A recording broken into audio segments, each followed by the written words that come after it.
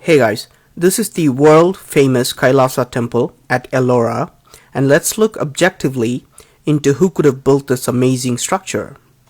By the end of this video, I hope you will agree with me that our history is completely wrong and that this temple was built by a very advanced civilization. What's so special about this temple?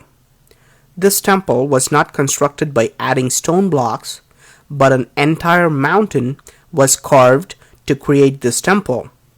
This is the only temple in the whole world where a mountain was cut out from the top to create a structure.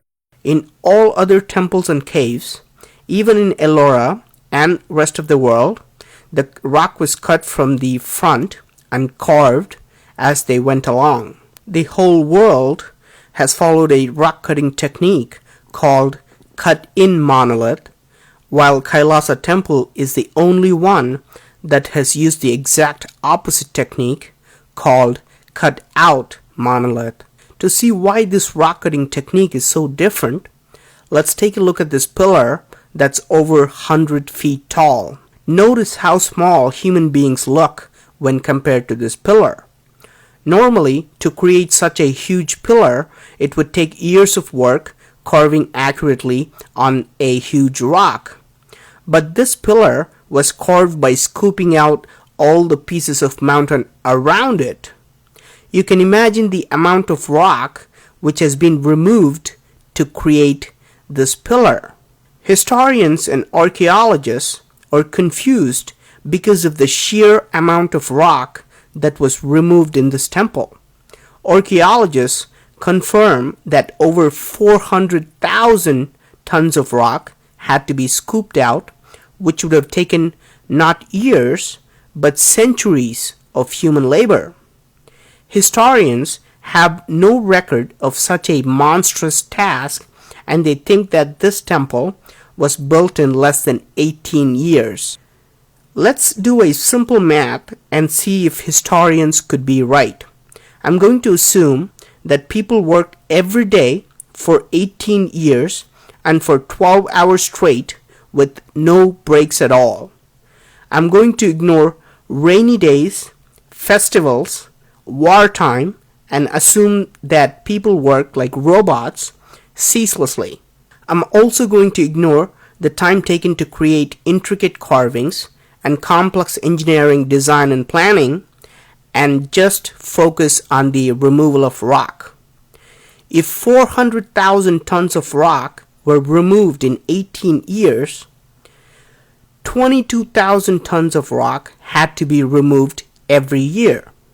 This means that 60 tons of rock was removed every day, which gives us 5 tons of rock removed every hour. I think we can all agree that it's not even possible today to remove 5 tons of rock from a mountain every hour. Not even with the so-called advanced machines we have. So if it's not humanly possible, was it done by humans at all? Was this created with the help of extraterrestrial intelligence? Now, forget about creating such an extraordinary structure. Can human beings at least destroy this temple? In fact, Aurangzeb, a Muslim king, employed 1,000 workers to completely demolish this temple.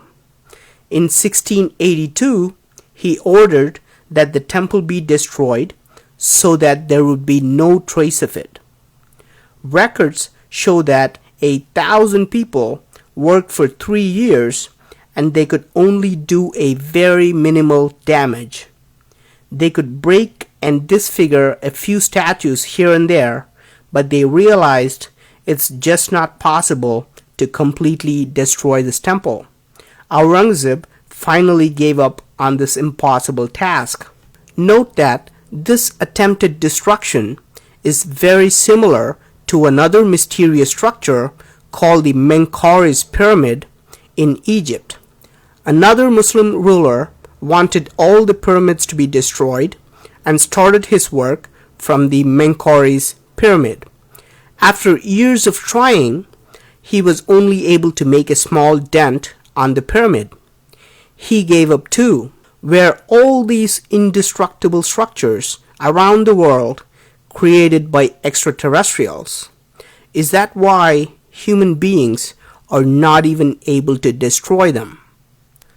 In fact, archaeologists agree that Kailasa Temple was created before any other temple in the Ellora cave complex. Could this have been built centuries before human beings started carving other temples nearby? Is this why the architecture, the design, and the size is so much better and bigger than other temples? If it was built by humans, it's logical to expect that the rock-cutting techniques and design would become better over time. People would gain more experience and knowledge and make better structures in the future.